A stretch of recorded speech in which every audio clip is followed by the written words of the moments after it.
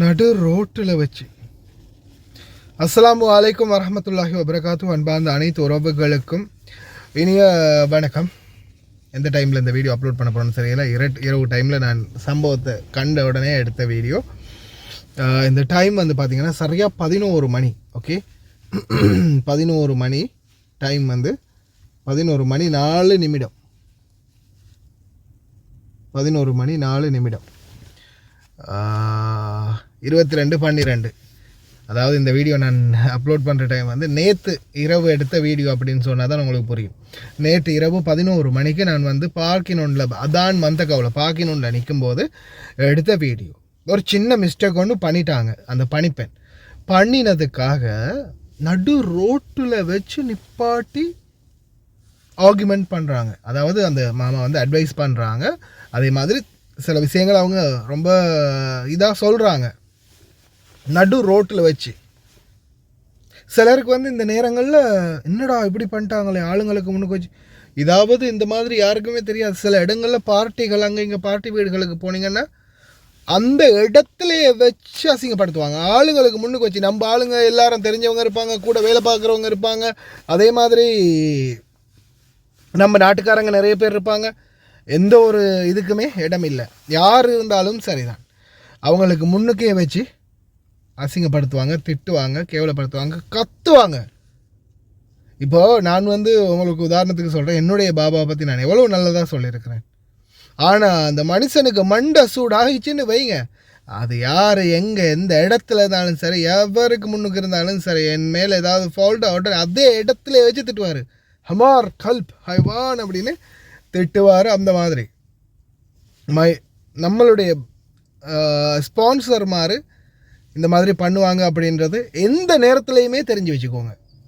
எவ்வளவு நல்லவராக இருந்தாலும் சரி, ஒரு செகண்டில் அவங்களுடைய குணாதிசயம் மாறலாம், திட்டுவாங்க. இந்த மாதிரி தான் வாழ்க்கை. ஒரு சின்ன மிஸ்டேக் போதும் வச்சு செஞ்சிருவாங்க. அதனால் தயவு செய்து எப்போவுமே வேலைகள் செய்யும்போது இந்த இடத்துல வந்து பார்த்திங்கன்னா வீதிகளை க்ரோஸ் பண்ணுறவங்க பணிப்பெண்களுக்கு நான் மெயினாக சொல்லக்கூடிய ஒன்று, இந்த குளிர் காலங்களில் நிறைய பேர் வந்து வெளியில் போகிறீங்க, வெளியில் குழந்தைகளை கூட்டிகிட்டு நடமாட போவீங்க. அப்படி போகிறவங்க தயவு செய்து ரோடை பாருங்கள்.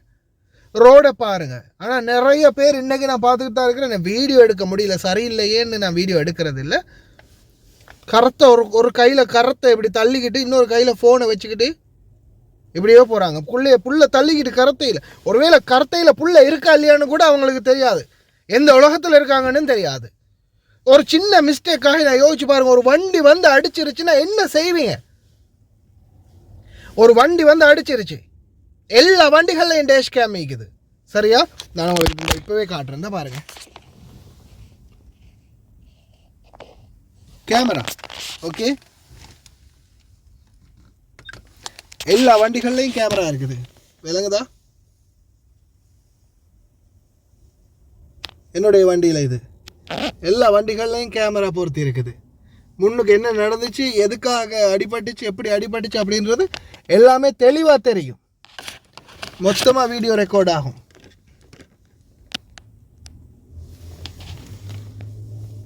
பார்த்தீங்க தானே, கேமராவில் மொத்தமாக எல்லாமே ரெக்கார்ட் ஆகும் முன்னுக்கு என்ன நடக்குது அப்படின்றது.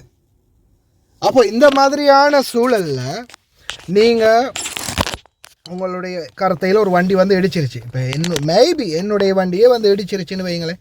நான் உடனே என்ன பண்ணுவேன், என்னுடைய கேமராவை எடுத்து நான் காட்டுவேன். ஏன்னா நான் கண்ணால் பார்த்துருப்பேன், நீங்கள் ரோட்டை ஒழுங்காக பார்க்கல, ஃபுல்லையை கரத்தையை தள்ளிட்டு ஃபோனை பார்த்துட்டு வந்தீங்க அப்படின்றது இங்கே கேப்சர் ஆகியிருக்கும். அதை கொண்டு போய் நான் எவிடன்ஸாக கொடுப்பேன்.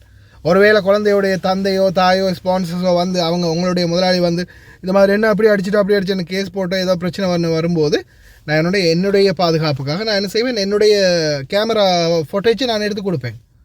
இதற்கு பாருங்கள், உங்கள் ஹவுஸ்மேட் ரோட்டை பார்க்கல, ஒழுங்காக பார்த்து வந்திருந்தாங்கன்னா ஏன் வண்டியில் அடிப்பாடுறாங்க? அவங்க ரோட்டை பார்க்காம ஃபோனை பார்த்துக்கிட்டு வந்தாங்க. எப்படி இருக்கும்? ஃபோனை பார்த்துக்கிட்டே போய் ரோட்டில் ஒரு வண்டியில் அடிப்பாட்டா எப்படி இருக்கும்? அதனால் தயவு செய்து கொஞ்சமாவது மூளையை யூஸ் பண்ணுங்க. ரோடுகளில் போகக்கூடிய நிறைய பேர் இன்றைக்கும் ஃபோன் கையில் ஃபோனை வச்சுக்கிட்டே தான் நடக்கிறீங்க. குழந்தைகளை கூட்டிகிட்டு போகிறவங்களா இருந்தாலும் சரி, அந்த குழந்தைகளை சைக்கிளில் கூட்டிட்டு போனாலும் சரி, கரத்தையில் தள்ளிட்டு போனாலும் சரி, ஃபோன்லேயே தான் போகிறீங்க. சரி, நீங்கள் ரூமில் இருக்கும்போது வீட்டில் இருக்கும்போது பார்த்து தொலைங்க. வெளியில் போனால் ஃபோனை வச்சுட்டு அந்த குழந்தைகளோட பாதுகாப்பாக போங்க. நான் இந்த வீடியோ அட்டாச் பண்ணியிருக்கிறேன். கடைசியில் அப்படி ஆர்குமெண்ட் பண்ணுறாங்க, நடு ரோட்டில் வச்சு ஆர்குமெண்ட் பண்ணுறாங்க, திட்டுறாங்க. திட்டு வாங்க தான் வரும், திட்டு வாங்கித்தான் ஆகணும். நடு ரோட்டில் வச்சு திட்டு வாங்க வரும். திட்டு வாங்கினா மட்டும் பரவாயில்ல, ஜெயிலுக்கு கூட போக வரும். இந்த மாதிரி ஏதாவது சம்பவம் நடந்துச்சுன்னா தயவுசெய்து அன்பார்ந்த உறவுகளை சிந்திச்சு செயல்படுங்க. என்னால் முடிஞ்சது இந்த மாதிரியான தகவல்கள், நாங்கள் இந்த சோஷியல் மீடியாவில் இருக்கிறோம், 4 விஷயத்தை உங்களுக்கு தெரியப்படுத்தக்கூடிய இடத்துல இருக்கிறோம். ஏன்னா ஒவ்வொருத்தருக்கு தெரியப்படுத்த முடியாது. ஆனால் இதில் ஒட்டுமொத்தமாக எல்லாருமா ஒன்றிணைஞ்சிருக்கிறீங்க. எல்லாரும் இந்த செய்திகளை பார்ப்பீங்க, இந்த வீடியோவை பார்ப்பீங்க, மற்றவங்களுக்கும் தெரியப்படுத்துவீங்கன்னு ஒரு நம்பிக்கையில் தான் பகிர்றது.